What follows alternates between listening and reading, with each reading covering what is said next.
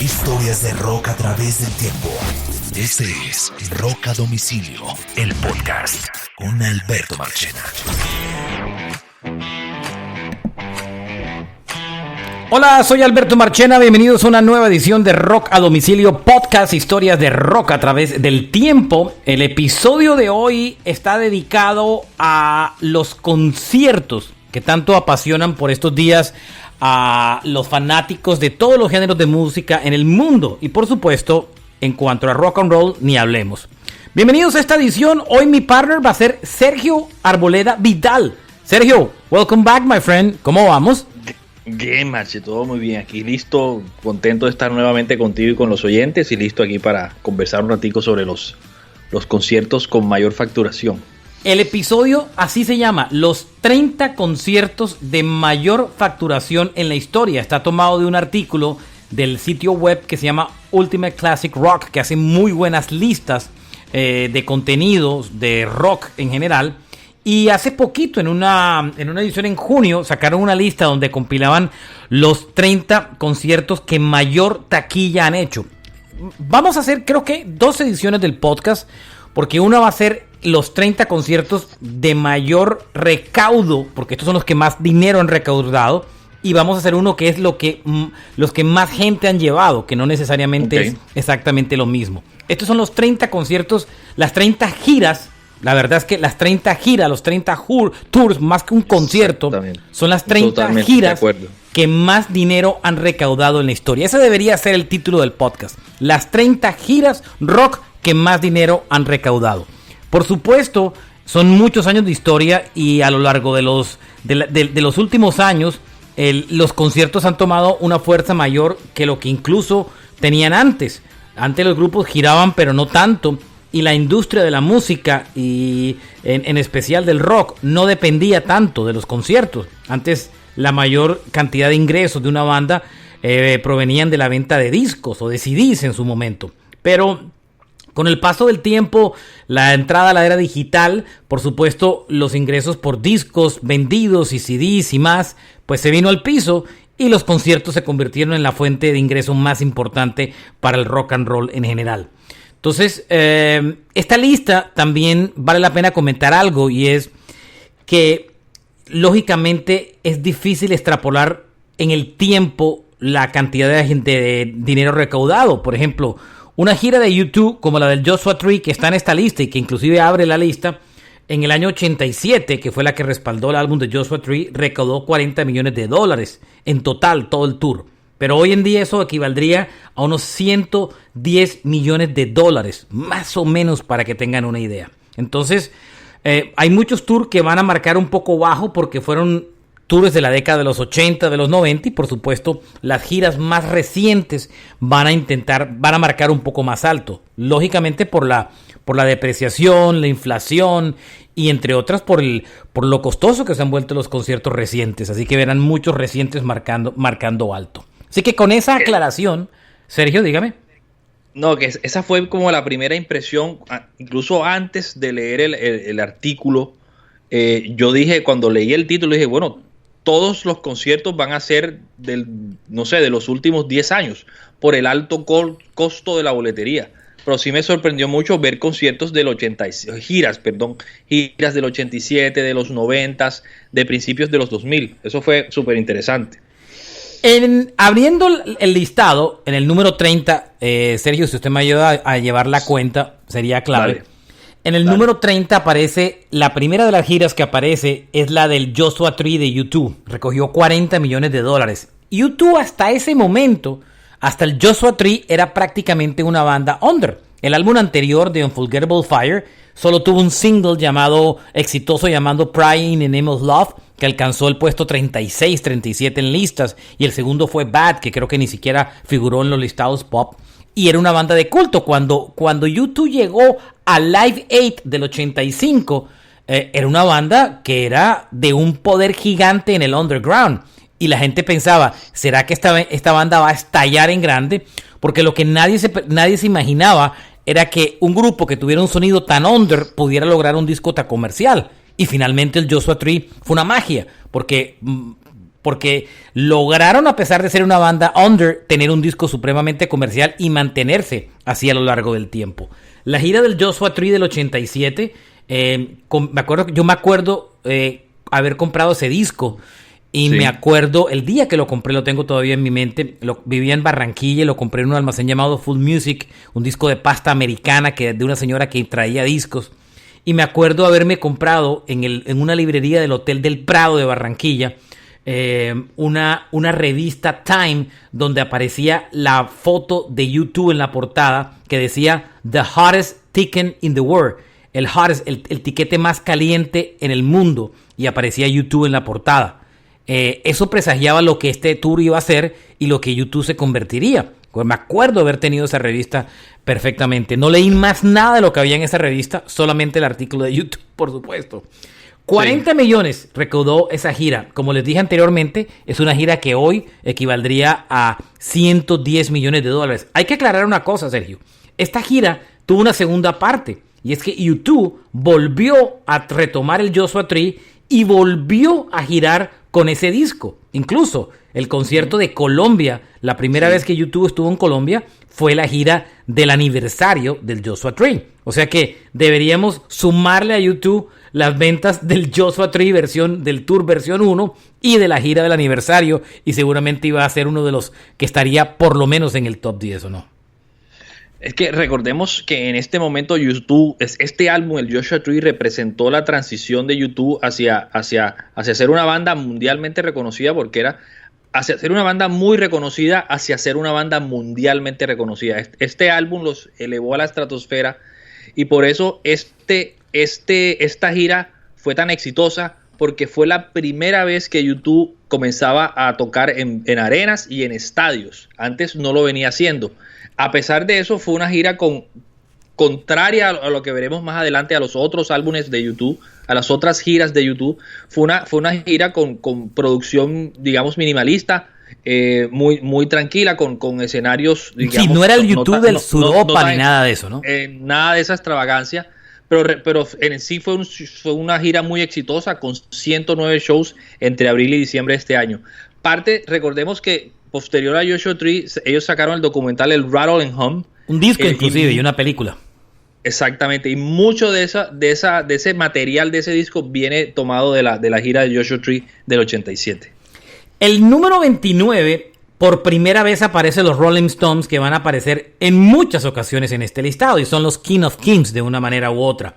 7 veces salen. Es la gira del 81, que recaudó 50 millones de dólares. La gira del 81 es la gira del Tattoo You, del disco de Start Me Up, imagínense. Es curioso porque los Stones abrieron la década de los 80 con el álbum de Emotional Rescue, el álbum que se llamaba, el que tenía Emotional Rescue, y que tenía, ¿qué más tenía ese disco? Hang Fire y otras canciones. Y el siguiente disco de la banda fue el Tattoo You, que entre otras era un disco de canciones que habían sobrado de grabaciones anteriores, pero que fue supremamente exitoso. El Tattoo You tuvo Start Me Up, que fue un hitazo en todo el mundo, y tuvo un segundo single muy poderoso llamado Waiting on a Friend. Los Stones, para muchos, fueron los que se inventaron la gira en estadios. Fueron de las primeras bandas rock que giraron realmente en estadios. Esto no era una cosa común, pero inclusive antes que los mismos Beatles y mucho más. Pero los Stones lo hicieron a un nivel mucho más grande. Fueron los primeros que utilizaron pantallas gigantes de video y mucho más. Y sus presentaciones con inflables y cualquier clase de locura. Y usted ve mucho. Entra a YouTube y ponga Rolling Stone Tour 1981. Esa gira hoy, aunque recaudó en esa época, en el 81, 50 millones de dólares, esa gira en verdad hubiera vendido 170 millones de dólares hoy día. Los tiquetes para ese concierto en promedio eran de $16. Háganse una idea que un tiquete hoy, yo compré tiquetes, el tiquete más barato de la gira de los Stones reciente, a precio de Ticketmaster de venta, fue un tiquete de 150, 160, 170 dólares. En ese momento el promedio era de $16, para que ustedes se imaginen. O sea, háganse la idea lo grande. Y por mucho tiempo esa gira del 81 de los Stones, que se llamó The American Tour, fue una de las más vendedoras y recaudadoras de la historia. Esa gira tiene un par de detalles interesantes. Uno es el show del 5 de diciembre en Nueva Orleans.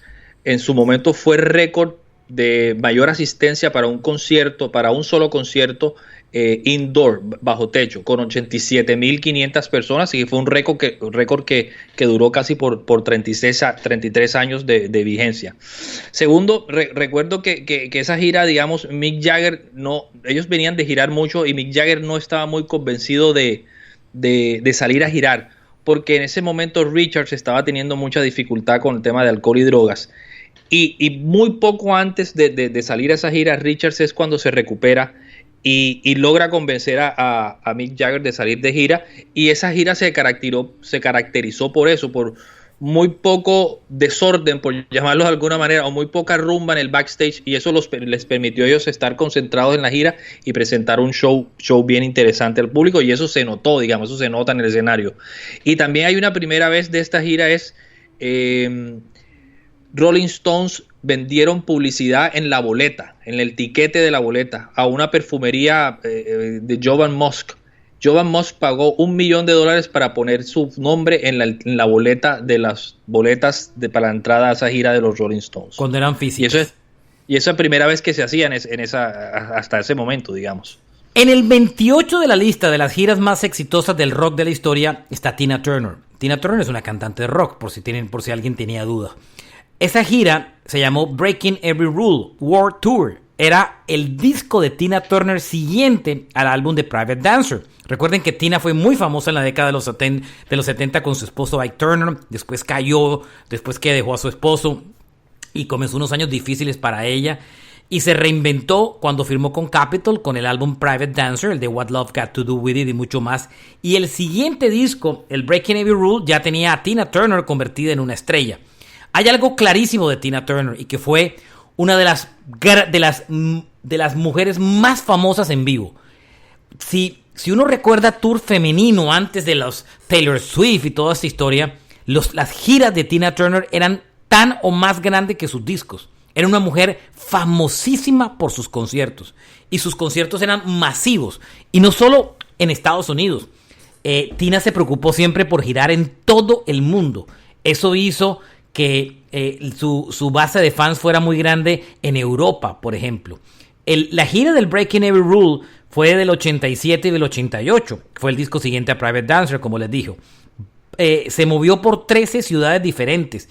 Fue una de las giras más exitosas de mujeres de toda la década de los 80. Y hay un concierto famoso de esa gira, que fue el show de Río de Janeiro, que incluso hasta ahora tiene el de mayor... yo creo que con el de Madonna ya debió ser relevado, pero el show de Río de Janeiro llevó 180,000 personas y se inmortalizó en un DVD llamado Tina Live in Rio en el 88. Esa gira, la del Breaking Every Rule Tour, confirmó lo que fue el fenómeno de Tina Turner. De Tina la gente no solo esperaba sus discos, sino esperaba sus giras. Absolutamente apoteósicas y de grandes montajes. Pepsi fue patrocinador de muchos de sus giras de conciertos. Es un fenómeno absoluto lo que fue Tina Turner y fue de las grandes mujeres en vivo que se empezaron a apreciar desde la década de los 80. Esa gira fue súper extensa, March. Esa gira fueron 222 shows, de los cuales 4 fueron en Sudamérica. Estuvieron en Buenos Aires, 2 en Sao Paulo y uno, el que mencionaste, de Río de Janeiro, que por cierto le sacaron en su momento un VH y un DVD llamado Tina Live in Rio. Acaba de contar ese detalle. Así es. El siguiente en la lista, ya voy por el 27, Sergio. Pongo un numerito aquí. 26. Este es el 26, ¿seguro? Sí. 30 Joshua, 29 los Stones, 28 Tina Turner, 27 el que viene ahora. 27 el de Genesis, la gira del Invincible Touch Tour, $60 millones. Esta es la gira que se corrió entre los años 86 y 87. Esa gira dice que en promedio recaudaban $300,000 por cada concierto en Estados Unidos. Fue una gira mundial de 10 meses y recaudó $60 millones. Háganse la idea. Es muy Esa gira fue muy importante por varias razones. Porque en ese momento era el Genesis controlado ya por Phil Collins. Y ante todo, ya en ese momento, Phil Collins era una estrella de por sí en solitario. Entonces, la gira del Invisible Touch no solamente cargaba con el peso de Genesis como gran banda y con grandes éxitos, sino que traía el peso de la estrella pop que era Phil Collins. El Invincible Touch fue el disco más vendido de la historia y comercialmente exitoso de Genesis. El disco de Invincible Touch, ese disco tuvo tantas canciones, Land of Confusion. Por supuesto fue un disco que vivió la época del video y creó un fenómeno masivo. Ese fue el disco ese disco tuvo como singles Invincible Touch, Tonight, Tonight, Tonight, Land of Confusion, Into Deep y Throwing It All Away. Prácticamente solo quedaron 3 canciones del disco que no fueron sencillos. El resto del disco, todos fueron sencillos, para que se hagan una idea. Por algo se reflejó en un tour absolutamente exitoso. Y es el número 27 de las giras más recaudadoras de la historia del rock. Número 27, $60 millones. Sí, gira que se llevó entre el 86 y el 87. 113 shows hicieron en esa gira, March. ¿Viene ahora qué? ¿Al 26? Ahora sí venimos al 26. 26 es la David gira. Bowie. ¿Seguro? Ayúdeme a llevar la cuenta que no la estoy llevando. Sí, ya la tengo la lista aquí completa. La 26 es la gira de David Bowie del Glass Spider Tour del 87. Esta gira recaudó $86 millones. Gigante. A ver, ¿por qué esta gira fue tan exitosa si ese disco de Bowie del 87, Never Let Me Down, fue un fracaso? Háganse una idea de esta historia. Bowie venía de un disco gigante que fue Let's Dance, que tuvo 3 grandes éxitos. Después vino el siguiente disco, el Tonight, que fue medianamente exitoso con un single llamado Blue Jean. Y después sacó Never Let Me Down. Never Let Me Down fue un disco que fue producido por Carlos Alomar, que después fue productor de discos de Soda Stereo. Y el guitarrista de la gira de Glass Spiders Tour fue Peter Frampton, el genial Peter Frampton, que este año ingresa al Hall de la Fama del Rock. Bowie rescató a Frampton después de haber sido una estrella de los años 70 y lo rescató y lo metió en esta gira para el Glass Spiders Tour. Lo grande de esta gira fue que no solo se concentró en canciones de Never Let Me Down, sino que se concentró en canciones de toda la historia de Bowie. Inclusive yo tengo ese DVD por ahí en concierto. Es una de mis giras favoritas. A pesar que el álbum no fue exitoso, el del 87, el tour sí lo fue. $86 millones recaudó el Glass Spider Tour, Sergio. Esa fue una gira de precisamente 86 shows. Era la primera vez que Bowie visitaba países como Australia, Italia. Incluso esa gira, recuerdo que fue patrocinada por Pepsi y se habló en su momento de visitar Rusia y Sudamérica por primera vez, pero finalmente esos planes se cancelaron. Algo interesante de esta gira... Creo que Bowie nunca estuvo en Sudamérica, ¿no? Sí. Casi seguro que nunca estuvo. Okay. Algo interesante, Machi, es que para ese entonces era la gira o fue la gira más larga y más cara en la que de la que ha realizado Bowie, y fue una gira con un set y con un montaje muy elaborado. Y dice Bowie, y Bowie se acredita que esa gira sentó las bases para futuras giras con elementos teátricos, con efectos especiales. Todas esas giras que ahora conocemos con bailarines, con video, con todo tipo de enhancements o adicionales a la música, se dice que fueron sentadas o que fueron iniciadas por esta gira de Glass Spider de David Bowie. En el 25, Bruce Springsteen, imagínense, con la gira del Born in the USA. $90 millones, la gira del 84 al 85. Este es el disco donde Springsteen, que ya era un fenómeno gigante en el rock, pero todavía no tenía una trascendencia tan grande en el mundo más allá de los críticos. Y este disco volvió a Springsteen en un fenómeno increíble en el mundo.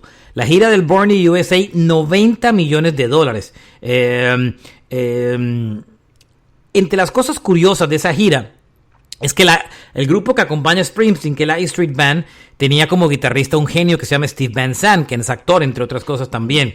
Y para esta gira, Steve Van Zandt decide no girar con Springsteen porque quería comenzar una carrera en solitario como músico, y es reemplazado por Nile Lofgren. Hoy en día, giran los dos, giran tanto Nile Lofgren como Steve Van Zandt. Y además en esta gira aterrizó también como corista la que después se convirtió en esposa de Springsteen, Patti Scalfia. Springsteen estaba casado con una supermodelo y terminó enredado sentimentalmente con la corista de su banda, hoy es su esposa. Fueron 156 conciertos con la E Street Band y recaudaron $90 millones. Fue una de las giras inolvidables de verano del año 85 en Estados Unidos y que todos recuerdan con aquel famoso video de Dancing in the Dark, la canción en la que aparecía Courtney Cox en el primer show que fue en Minnesota, y ahí grabaron el video de Dancing in the Dark. Lo curioso de esto es que la gira arrancó cuando el disco todavía ni siquiera era un éxito, porque Dancing in the Dark fue el primer single del álbum y que llegó hasta el puesto 2 de lista de Billboard. Creo que una canción de Michael Jackson no lo dejó ser número 1. Pero el video lo grabaron en el primer show de la gira. O sea, Springsteen ya era un fenómeno grande, no dependía de este disco realmente para ser exitoso. Esta gira es memorable, la del Born in the USA, Sergio. Y posteriormente Bruce Springsteen sacó un álbum en vivo que es el Live 1975-85. Yo lo tengo, es una caja. De esas 40 canciones, por lo menos la mitad, 20 canciones de ellas son tomadas de esa gira, March. Yo tengo esa caja me la regaló mi papá en la década, cuando esa caja salió yo estaba súper aficionado a Springsteen. Y mi papá se fue, yo vivía en Barranquilla y mi papá me trajo esa caja de regalo. Eran 5 vinilos con un libro espectacular que aún conservo y guardo entre mis discos, de los que me sobrevivieron de la época. Precioso disco. Incluía cosas de todas las épocas en vivo de Springsteen y, como usted dijo, muy concentrado en la gira del Born in the USA. El siguiente tour es el 24, ¿verdad, Sergio? Sí. Y reaparece otra vez Tina Turner. Pero miren el salto. Ya vamos por $130 millones. Esta es la gira del Wildest Dreams. Es una gira del 97 y del 98. 250 conciertos. Europa, Norteamérica y Australia. Inclusive pasaba por encima de la gira del Breaking Every Rule. Aquí Tina ya era un fenómeno mundial absoluto. Cada vez que Tina salía en vivo, todo el mundo quería ir a verla. Era una cosa impresionante. Cuando siempre todos los discos de Tina Turner tuvieron videos en vivo y casi todas las giras se llevaron al DVD. Y este es un ejemplo clarísimo. Esta gira del Wildest Dreams, que el disco ya en sí no fue tan exitoso, pero como ella era un fenómeno tan grande en vivo, todo el mundo tenía que ir a verla sin duda. Esa es la gira 24 con $130 millones. Es interesante porque en la primera gira que mencionamos, de Break Every Rule World Tour, Tina Turner en su momento había dicho que ella se quería retirar de girar y se iba a concentrar en su carrera cinematográfica. Y lo hizo, acuérdate que ella se dedicó al cine y hizo Mad Max, ¿se acuerda? Y exactamente, hizo Mad Max y creo que estuvo en una de James Bond, si no estoy mal. No, hizo la canción de una película de James Bond y actuó como protagonista junto a Mel Gibson en una de Mad Max que se llamaba Beyond the Thunderdrum, e inclusive hizo 2 canciones para la película. Era la villana, ¿no? Era la villana de la película, correcto. Sí, me acuerdo. Entonces, después de la banda sonora de James Bond que hizo, ella dice que quiere volver a salir a girar, y es cuando sale a girar en esta gira de Wildest Dreams World Tour. Dato curioso, tuvo casi 11, digamos, teloneros, opening acts, entre los cuales incluye Toto y Cyndi Lauper. Y el video que mencionaste, ella, y lo mencionamos en el episodio que hicimos sobre Tina Turner, ella siempre escogía un show de su gira para hacerle un video o un DVD o un VHS en su momento y lanzarlo. Y generalmente lo hacía en Europa. Ella siempre estuvo muy agradecida con el éxito que ella tuvo y la acogida que ella tuvo en Europa. Y este VHS, porque en ese momento era VHS, el DVD también, fue nominado a Grammy para el Best Long Form Music Video. Perdió contra el VHS de Jagged Little Pill de Alanis Morissette.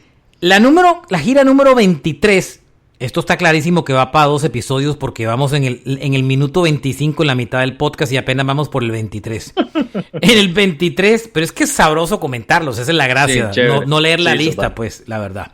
En el 23 está Pink Floyd, la primera aparición de Pink Floyd en la lista de los 30 tours más recaudadores de la historia. Esta gira es la gira del año 80 es la gira es del 80, sí, es la gira del 87-89. Esta es la gira del disco A Momentary Lapse of Reason.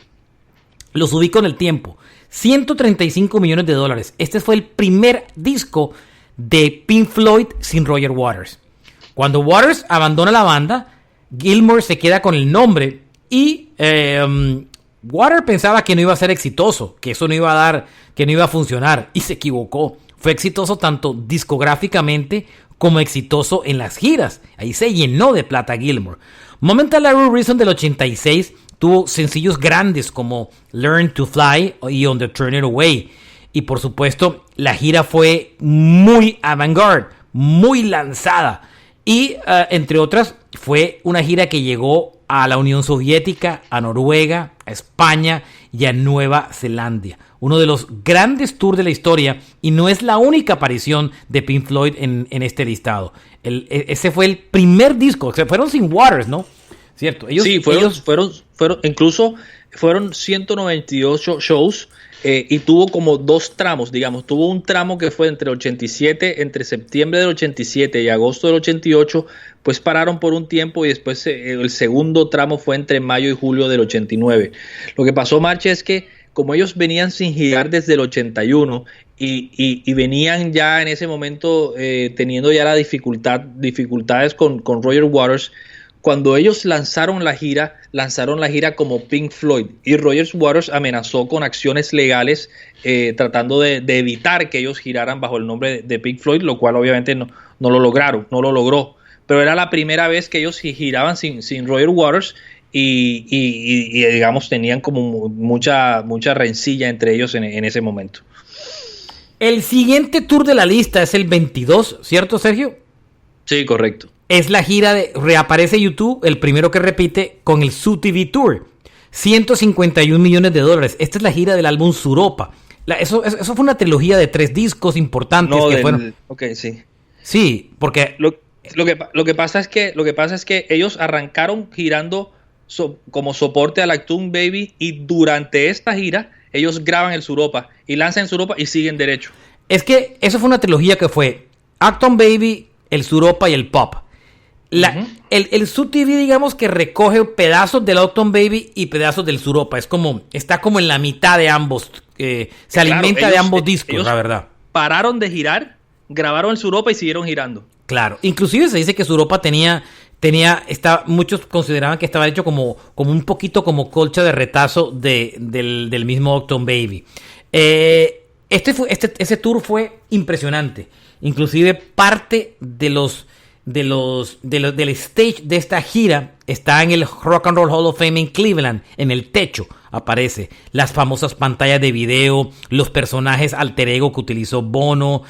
Fue una gira que fue un antes y después para los conciertos. La gira tuvo 5 legs. 5 legs en Estados Unidos o en el mundo de la música son como 5 tramos. Fueron 158 shows en total.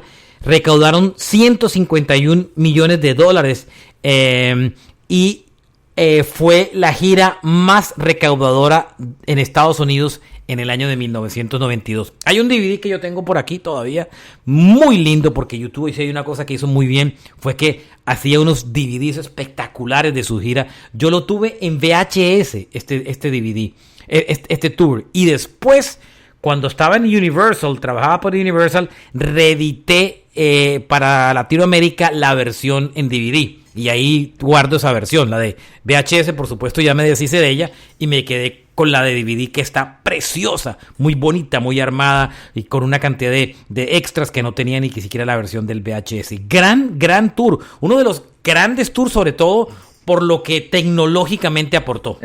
Exactamente, esta fue la primera gira de YouTube que ya salió con esos escenarios y con esos montajes tan elaborados. Y todo el concepto de esta gira era utilizar mucho el multimedia que estaba disponible tecnológicamente en ese momento, y era como satirizando como varios canales de televisión y digamos el concepto que querían transmitir era como la saturación a la que estábamos siendo sometidos, según ellos, por por la tecnología y por la televisión y por los medios de comunicación. Ese era como el concepto principal de esa gira. Como te conté, digamos, el Suropa fue grabado durante este tour, y ahorita que mencionaste, Marche, los 5 tramos, los primeros 2 tramos fueron en arenas, pero la gira fue tomando tal fuerza y tal momento que las últimas 3 tramos fueron ya en estadios. Les tocó hacer la transición de arenas a estadios durante el desarrollo de esta gira. Hay que aclarar que los conciertos de la Esfera de final del año pasado y comienzo de este año estaban basados en el Suropa, en este tour, porque recogían música ante todo de Lockdown Baby. ¿Me voy al 22 o al 21, Sergio? 21. Esta gira también la tengo en DVD, preciosa. Es el Hell Freezes Over de Eagles. Recaudaron $152 millones esta gira de conciertos. La historia, y sobre todo que esta gira es solo prácticamente Estados Unidos. Creo que alcanzan a girar algo por primera vez en Europa. Los Eagles eran una banda tan americana que poco les importaba el mundo. Solamente con Estados Unidos tenían lo suficiente. Y esa es la historia. Fueron 160 conciertos. Los Eagles se separaron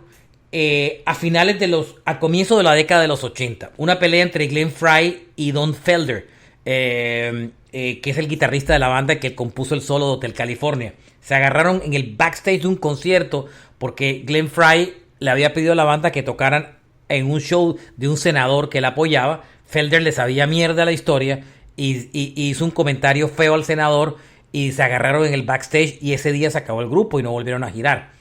Y se mantenieron, y cada uno empezó a hacer sus discos en solitario, sobre todo Don Henley y Glenn Frey.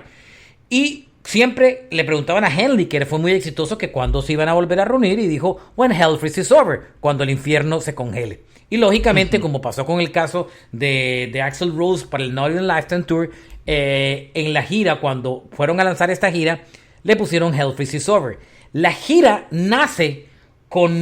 fue, entre otras, una gira desconectada, porque es MTV VH1 que los logra ellos se reúnen porque un cantante de country graba un cover de una canción de los Eagles, y en el video aparecen todos los integrantes de los Eagles por primera vez después de muchos años. Entonces, casi 14 años. Y ahí se volvieron a reconectar, y MTV le hizo las ofertas de hacer un unplug que lo graban, que es el disco que se llama Hell Freezes Over, que tiene solo 2 canciones nuevas en estudio y los otros unas versiones acústicas divinas de todos los clásicos de los Eagles. Y ese disco lo llevan a una gira. Está en DVD, está en vinilo y en CD. Precioso concierto, porque es mayormente, es electroacústico, pero es mayormente acústico. Y es una gira preciosa de los Eagles. Y de ahí pues ya siguieron girando hasta que pues Glenn Frey murió unos años después. Y a Felder lo vuelven a expulsar en el camino más adelante, porque se vuelven a agarrar con el resto de la banda. $152 millones para el Hell Freezes Over de The Eagles. 154 shows, Mache, y sí estuvieron en Europa en esa gira. Era la primera vez que los Eagles iban a Europa, calcule. Nunca lo habían hecho. Nunca, no salían nunca de Estados Unidos. Era una banda, esta es la banda de rock más grande de Estados Unidos, sin duda alguna. ¿Me voy al número 21 o 20? 20. En el 20 vuelve U2 y es el Pop Mart Tour, la gira del pop, el tercer disco de la trilogía electrónica de U2. $173 millones. Un montaje de pantallas LED, que creo que fue de los primeros shows que utilizó pantalla LED. Creo que el primero fue uno de los Stones, y lo de YouTube lo llevaron a la gran magnitud, porque tienen una pantalla LED de 165 pies y un arco gigante. Este fue el concierto del arco, de un arco de 165 pies lleno de luces, de 100 pies lleno de luces LED. Tenía un arquitecto que diseñó el escenario, que se llamó Mark Fisher, y es una de las giras recordadas porque hay un detalle. Esta gira dejó quebrado a YouTube, porque, bueno, mentira, no el pop, la que los quiere, la de la araña, que está más adelante. $173 millones. No ganaron tanto dinero porque el montaje fue tan costoso, que a YouTube le pasó algo, y es que se empezó a complicar. Cada gira era era un reto más grande, de hacerla más grande y espectacular. Aquí todavía no habían llegado al punto más lejos. Les faltaba camino por llegar. Pero el Pop Mart Tour recaudó $173 millones y fue una gira inolvidable por la banda, también llevada a DVD. ¿Iba a decirme algo, Sergio?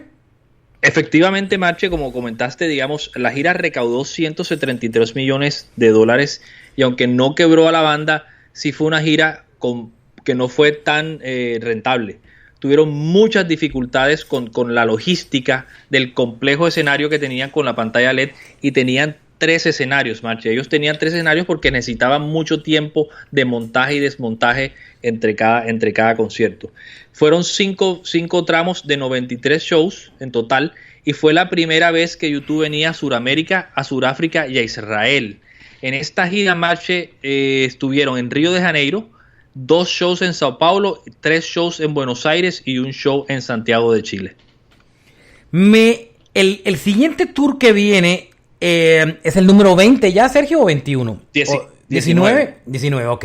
Esta gira es otra gira de los Rolling Stones. Reaparecen. Los Stones en la década de los 80 tuvieron 5 o 4 discos. Miren, voy a contarlos. El Emotional Rescue del 80, el Tattoo You del 81, el Undercover del 83, el Dirty Work del 86 y en el 89 sacaron el Steel Wheels, uno de los mejores discos de los Stones de su carrera. Ese disco tuvo 2 éxitos gigantes, Mixed Emotion y una canción que tal vez es mi preferida de los Stones, que se llama Rock in a Hard Place. Este tour fue absolutamente exitoso. Fue muy, muy exitoso de los Stones. Se llamó el Steel Wheels Urban Jungle Tour. $175 millones. Fue entre el año 89 y el 90, o sea, ya fue la entrada a la nueva década de los Stones. El concierto inclusive pasó por Estados Unidos y por Japón.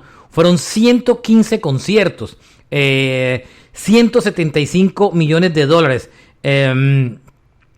El que diseñó este tour del Steel Wheels fue el mismo que había diseñado el Pop Mart Tour de la banda U2, para que ustedes se vayan ubicando. O sea, posteriormente diseñó el Pop Mart Tour de U2. Entre los que colaboraron también en el diseño fue Charlie Watts y Mick Jagger. Recuerden que Charlie Watts, el baterista, que en paz descanse, era un diseñador gráfico y que fue el responsable de los diseños de la mayoría de las portadas de los discos de los Rolling Stones. Este tour, Marche, tuvo como dos tramos principales, digamos. El Steel Wheels, que fue principalmente promocionado así para el tramo de Norteamérica, y cuando se fueron a Europa cambiaron logo, cambiaron escenario y lo llamaron el Urban Jungle Tour. Ese sería, hasta ese entonces, los 115 shows serían la gira más larga que había hecho Rolling Stones hasta ese momento. Digamos, casi el doble de lo que ellos usualmente venían girando en los 60s y en los 70s. Y fue la primera vez que ellos salieron de gira sin Bill Wyman tocando bajo por a parte eso de la iba. banda. Wyman dejó... creo que Bill Wyman, no estoy seguro si inclusive Wyman alcanzó a participar en el disco. Tengo esa duda. Yo sé que él decidió no girar más.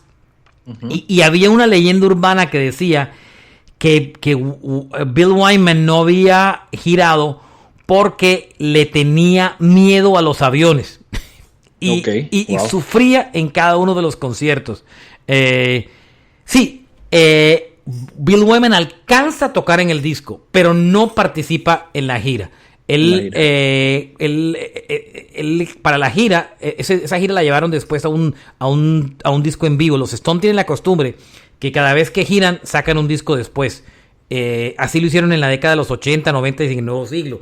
La versión en vivo de esta gira se llama Flashpoint y entre otras cosas no giraron ya con Wyman. Él aparece correcto en el disco, sin embargo no participa en la gira. De acuerdo. Y como dato curioso, Marche, como teloneros, tuvieron varios teloneros, pero aquí estuvo 2 importantes. Guns N' Roses fue telonero en algunos shows y Living Colour también, que en ese momento sonaba mucho con Cult of Personality.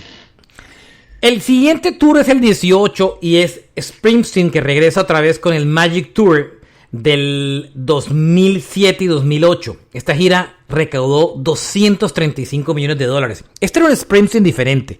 Eran tiquetes baratos de los conciertos, pero eran gente con eran unos shows repletos de gente.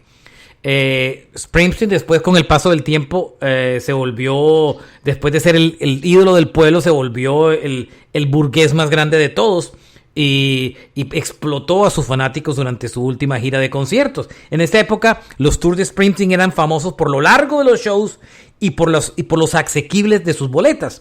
Esta gira del Magic Tour del 2007 y 2008 recaudó 235 millones, y en esta gira se rumoró que posiblemente era el final de Springsteen, que no iba a girar más. No se vendió nunca como una gira de despedida, pero sí hubo muchos rumores alrededor que podía ser un adiós de Springsteen, que finalmente no lo fue. Esta gira venía, entre otras cosas, entre un álbum en solitario de Springsteen que se llamó Tunnel of Love.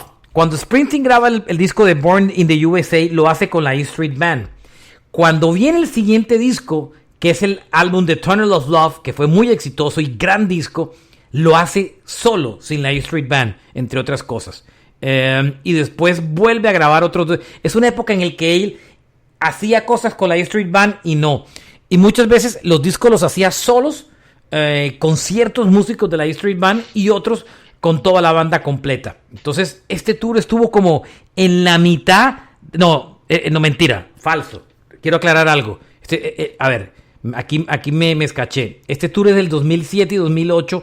Es del álbum de Springsteen en solitario llamado Magic. Exactamente. El Tunnel of Love fue de los 80. Este es el disco de Springsteen del 2007, que fue relativamente exitoso, que no le fue muy bien. Fue un disco de él en solitario. Fue una época en, como les dije, se dedicó a hacer discos solo, sin la E Street Band, y como que las cosas no estaban funcionando muy, muy bien. Y sin embargo, el tour sí lo decidió hacer con toda la E Street Band completica. Ahí quería aclarar ese detalle que me iba confundiendo. Hace poco ustedes con Oñoro estaban haciendo un ejercicio de las bandas de rock que tocaban o que solo podían no solo podían tocar, que generalmente daban para tocar en estadios. Esta fue una gira que me sorprende, que una gira de mayoría de arenas. No fue una gira muy de estadios, aunque usualmente Bruce Springsteen suele tocar en estadios. Pero como tú dices, Marche, es una gira con un promedio, digamos, son 100 shows, son $235 millones. ¿Cuánto le pones tú que asistieron por cada show, a cada show? No sé, 30,000 personas, 40,000 personas, una cosa así. Vamos a hacer el ejercicio con 40,000. Cogemos los 235 millones, lo dividimos entre 100 por 40,000, te da $58 boletería promedio por cada show. Imagínense, hoy en día una boleta, eso no vale en ningún sitio, ni la boleta más barata de un show de Springsteen, para que se hagan idea. Así es. Y estamos hablando no tan lejos, ¿no? 2007, 2008. Ese era el Springsteen obrero, como el working class man. Muy bien, voy para el tour número, ¿qué es? ¿18? 17. Bueno, Ultimate Classic Rock mete a Cher dentro del listado de rock y es el Living Proof de Farewell Tour. Lo más cercano a ¿cómo se llama? El cantante de música ranchera que murió, de Vicente Fernández. Lo más cercano a Vicente Fernández en tour de despedida es Cher. Este fue el primer tour de despedida de Cher, el Living Proof. $250 millones en el año 2002. Fue tan exitoso. Fueron 59 shows originalmente en Estados Unidos y terminaron haciendo 100 shows en Estados Unidos. Y después lo extendieron a Europa, Oceanía y Asia. Y finalmente 325 shows más. Y terminaron en el 2005 la gira. Comenzó en el 2002 y terminó en el 2005. Así resultó que no terminó siendo la gira de despedida porque Cher regresó después en el año 2014 y después en el 2018 y parece que nunca se va. Y este año entra al Rock and Roll Hall of Fame y seguramente va a ser la gira del Rock and Roll Hall of Fame. O sea, 22 años después de su gira de despedida, sigue girando Cher. Esa digamos, creciendo paulatinamente de la gira, que comenzaron con 59 shows inicialmente y terminaron siendo 325 shows, es porque la gira terminó soportando 2 álbumes. Inicialmente la idea era soportar el Living Proof álbum. Sin embargo, durante la gira sacaron la compilación de Very Best of Cher, que también explotó comercialmente en su momento. Palazo. Entonces, claro, ella venía de la época de Believe, ¿no? Y de Strong Enough y todas esas canciones. Exacto, tú estás girando con un disco y lanzas una compilación, y esa compilación explota comercialmente. Entonces dijeron, pues tenemos que seguir sacándole provecho a toda la divulgación mediática que estaba teniendo Cher en ese momento. Fue una gira también muy, muy, muy apreciada, digamos, por la gran producción que tuvo, digamos. También tuvo mucho soporte de muchos videos. Cher se cambiaba 12 veces durante cada show, muchos bailarines. Esa fue muy apreciada por la crítica en ese momento por el gran montaje, digamos, el espectáculo que ella montaba. Y también, como ha sido el caso en muchos de estas giras, hubo un DVD que se llamó The Farewell Tour, que lanzaron en 2003. El siguiente tour que viene ya es el que 16. La segunda aparición en esta lista de Pink Floyd. Esta es la gira del Division Bell. $250 millones. Esta gira es del año 94. Esta es la gira del 94. No, esta gira es del 94. Sí, 94. Esta gira, por supuesto, sin Roger Waters. Este es el disco siguiente a Momentary Reason. Después de Momentary Reason, que es el disco de las camas en la playa, viene el Division Bell.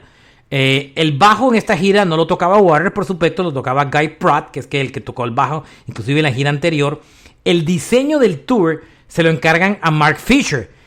Volvemos a hablar de Mark Fisher, tremendo diseñador de la época de los conciertos. Mark Fisher había sido el tipo que se había ingeniado los famosos inflables de Pink Floyd que utilizó la banda durante la gira del Animals Tour del 77. Para esta gira, Gilmour se trae de regreso otra vez a Mark Fisher a diseñar el escenario, y pues recrean toda la historia de Pink Floyd. Solo un detalle triste de esta gira: fue la última vez que la banda giró. Después de este tour se acabaron porque uno de ellos muere, y pues ya Gilmour decide no volver a girar no volver a girar más en lo absoluto. Como Pink Floyd. Como Pink Floyd. Hubo la reunión del famoso concierto de Live 8, no Live 8, sino Live 8 del 8, pero fue un show, unas canciones que se reunieron que ni se miraban a la cara, la verdad, pero no con Waters, pero hasta ahí pararon. Del Division Bell se hizo un DVD, un CD, y que solo hasta muchos años después apareció un DVD, que fue el Pulse, un disco en vivo que tuvo uno de los más espectaculares diseños en DVD. Me acuerdo que ya yo trabajaba en radio, por supuesto, y me regalaron la versión del disco en vivo que venía con un libro espectacular en los CDs, y la cajita tenía un bombillito, una lucecita. Sí, me acuerdo. Y por años ese CD todavía lo tengo. Y una exnovia me regaló muchos años después el DVD cuando lo sacaron, que fue como en el ¿Y 2000. Todavía prende la lucecita? No prende. Pero el otro día lo abrí por curiosidad y hay forma de reemplazarle la pilita. Y estoy por comprarle la pila y ponerlo a andar otra vez. Eso duró años y años. Yo recuerdo esos álbumes. No sé, era la versión que trajeron en Colombia era la versión importada, preciosa del Pulse, que fue el disco de la gira. Voy para el número ¿qué ahora? Un par de datos, digamos, Marche, fueron 110 shows, y a la fecha, digamos, a esa fecha, al 94-95, esa fecha era la gira con mayor recaudo en la historia de la música rock. También fue una gira muy conocida por la gran cantidad de efectos especiales que utilizó Pink Floyd en ese entonces. Tenía ese círculo. Claro, esa gira, digamos, en ese momento todavía las giras no tenían tanta tecnología, y Pink Floyd rompió muchos esquemas con un gran uso de la tecnología para esa gira. Y también durante varios shows de esa gira, no todos tocaron The Dark Side of the Moon en su totalidad. Yo hago este comentario porque entre otras porque yo soy, porque estamos hablando de conciertos y yo soy un tremendo coleccionista de DVDs en vivo. Por varias razones. Porque yo empecé a ver conciertos muy tarde en mi vida. En Colombia viví muchos años y no iba nadie en vivo. Y la única forma de poder ver los grupos que uno amaba en vivo era teniendo los DVDs. Y empecé a hacer una colección en VHS que después muté a DVDs. Incluso creo que tengo concierto de casi todos los DVDs de casi todos los grupos de rock en vivo. Creo que de casi todos, no creo, tanto así que cuando me mudé y armé este estudio del que estoy transmitiendo hoy en vivo, tengo un mueble gigante que Sergio se lo voy a mostrar ahora que venga, sí, solo lleno de DVDs en concierto. Puede haber 200 DVDs en concierto, hay de lo que usted quiera. Entonces siempre todas las giras, ya hoy en día es muy difícil que los grupos editen DVDs de sus giras, ya no los compra nadie, porque todos terminan en plataformas, pero yo sí era un coleccionista de DVDs impresionante de todas estas giras y por eso siempre digo lo tengo en DVD porque coleccionaba todos los tours habidos por haber hasta hace unos años que ya prácticamente era muy difícil. Sin embargo, porque casi todo está hoy en YouTube, ¿no? Pero no es lo mismo como tenerlos y la imagen y la calidad de muchos no es tan buena porque no eran muchos de esos DVDs que tengo no son high definition, sino que eran como los típicos de la época que se editaban en VHS y tal. Pero es chévere tenerlos, la verdad. El siguiente tour, que ahora sí es el ¿qué? Sergio, ayúdeme. El 15. Llegamos a la mitad. 15 a la mitad. Estamos en el minuto 51 del listado. Perfecto como para el segundo episodio. Exacto. Es la gira de los Rolling Stones del Bridges to Babylon. 274 millones. Esta gira, si no me equivoco, fue la primera gira de los Stones que yo me vi. Tengo ahora la duda si esa fue, déjeme y me ubico en el tiempo, si fue la primera. Sí, señor, esta fue la primera gira. Esta fue 97, 98. Claro, ya existía Radioactiva Planeta Rock. Yo me fui a cubrir ese concierto, todavía no lo dirigía, estaba saliendo Planeta Rock, fue como al comienzo. Y me vi ese show en Miami, me acuerdo perfectamente. Fui con Fernando Pava de la Superestación de 88 que todavía existía. Me vi este tour, el Bridges to Babylon. Este tour famosísimo por el montaje que tenía. Fueron 274 millones de dólares, 97, 98. Sí, porque justo Planeta Rock nace en el 98, si no me equivoco. Los opening acts fueron Foo Fighters, Sheryl Crow, The Wallflowers, Pearl Jam, Santana, Third Eye Blind, Bob Dylan. Yo guardo el tiquete de ese concierto, por ahí lo tengo, la verdad. Fue en el estadio del Orange Bowl. Y me acuerdo que la primera canción con la que abren el show es Satisfaction. Hoy en día cierran con Satisfaction. En esa gira abrían con Satisfaction. Me acuerdo de un detalle, y era que tenía unas pantallas todavía en lonas gigantes a los lados y tenía un efecto que saltaba un tigre. Acuérdense que el Bridges to Babylon lo identificaba un tigre y saltaba un tigre el escenario. Tremendo montaje. Yo no podía creer lo que estaba viendo. Ese tour de los Stones. Impresionante. 274 millones de dólares y la gira arrancaba con el riff de guitarra de Keith Richards de I Can't Get No Satisfaction. La última gira arrancan con Start Me Up y en esta arrancaban con Satisfaction. Tengo el DVD, por cierto. Tremendo, bellísimo show ese. Es una belleza ese concierto del Bridges to Babylon, Sergio. Ese Bridges to Babylon Tour en esa fecha, en ese entonces era la segunda gira con mayor recaudo en la historia de las giras de rock en ese momento, y la primera era la gira que veremos más adelante, que es la gira del Voodoo Lounge. En esa gira, Marche, que mencionas, pasaron por México, tocaron en el Foro Sol y tocaron también en Argentina. Hicieron 5 shows en River Plate, hicieron una en Río de Janeiro y una en Sao Paulo. Y para recordarte, digamos, en ese show que estuviste en Miami del 5 de diciembre, viste también a Smashing Pumpkins, a Dave Matthews y a Third Eye Blind. Algo bien interesante. Ajá. Hable que voy a buscar un librito. Háblale. Dale. Algo bien interesante que ellos implementaron en esa gira, y no sé si es la primera vez que cualquier banda lo había hecho, era el voto web, en donde uno podía me acuerdo. votar y escoger una canción para incluirla en el setlist. Lo chistoso o lo interesante, llamémoslo mejor así, es que si una canción era votada como la escogida durante 4 shows de seguidos, quedaba como parte permanente del setlist. Y eso pasó con Give Me Shelter. Under My Thumb, que es una canción hermosa que me fascina de los Rolling Stones, estuvo muy cerca de ser permanentemente incluida en el setlist, pero no lo logró. Yo tengo un librito donde tengo las boletas de los conciertos cuando eran impresas. Y estoy dándole vueltas porque aquí debo tener la boleta de ese concierto de los Stones. ¿Verdad que hay algunas que se han borrado? Aquí está, mírelo. Viernes 5 de diciembre del año de 1999. Orange Bowl, Rain or Shine. VH1 Sprint, que era una compañía de celulares, y MTV presentan The Rolling Stones. Le voy a dar el precio de la boleta. $76 costó la boleta. Aquí la tengo en mi mano. $76 costó la boleta. Increíble, aquí la guardo. Más $8 de cargo. Ay, niña, $8 de cargo. 10%. Hoy en día de cargo son los $76 que vale el tiquete con estos de Ticketmaster. Estaban promocionando Ticketmaster Online. Imagínense, Dios mío santo, lo que se nos venía pierna arriba.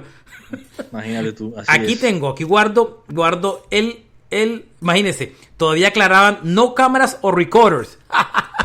Cuando hoy en día todo el mundo graba los conciertos en los celulares. Esta fue la primera vez, creo que de las 4 que vi a los Stones en mi vida. La verdad. Y es un show que guardo con mucho cariño. Me acuerdo que trajimos un oyente de Radioactiva al concierto. Un pelado que se ve que no le importaba un chorizo a los Stones. Y yo emocionado y tal. Y cuando nos montamos al carro, teníamos un hotel que la gente de EMI nos había preparado para alojarnos bien y tal. Y el pelado dijo, la verdad, yo no voy a ir al concierto de los Rolling Stones. A mí no me interesa ir al concierto. Porque no me interesa, porque la verdad que yo me vine a ver con mis primos aquí. No, yo no. ¿Qué tal? ¿Qué personaje? Maldito culicagado. Sí, total. La verdad. Bueno, cerremos, Sergio, o dejemos ahí. Dejemos en el 15. Está bien. Dale. Sí, total. Y la mitad. Y la otra mitad en el siguiente episodio, ¿le parece? Total, dale. Las 30 tours más recaudadores de la historia del rock. Está bueno. Han salido buenas historias, la verdad. Entonces, prepárense para la siguiente parte, que va a estar, por supuesto, bien buena. Y esa vendrá la próxima semana. Sergio Arboleda Vidal, quien les habla, Alberto Marchena. Hoy contando muchas historias y anécdotas y acordándonos de muchos de estos conciertos inolvidables. Esta época todavía en Colombia no llegaba casi nada en vivo, ¿no, Sergio? Sí, casi poco. Nada. Muy poquito de esto vivíamos en vivo en Colombia, ¿no? Todavía sí, así es. No ha habido ningún tour de estos que realmente haya llegado a Colombia. Tocó mucho más adelante. Nos vamos a encontrar unos más adelantico, la verdad. Sí, así es. Rock a Domicilio Podcast está disponible en todas las plataformas de streaming, como Apple, Google Podcast, bueno, Google ya no existe, YouTube, Apple, ¿qué más está? En Spreaker, Deezer, iHeartRadio, en todos los lados. Y también lo pueden encontrar en redes como Rock a Domicilio Podcast en Instagram, Facebook, X o Twitter. Y el canal de YouTube que se llama Rock a Domicilio Podcast. Ahí también están todos los episodios publicados recientes en audio. Y en nuestras redes personales, Sergio Arboleda Vidal en X, y en el caso mío como Marchena JR. No se pierdan la segunda parte de este episodio, que va a estar poderosa, llena de anécdotas, y espero que lo hayan disfrutado tanto como nosotros. Abrazo, Sergio, hasta el siguiente episodio. Igualmente, un abrazo, cuídense, chao.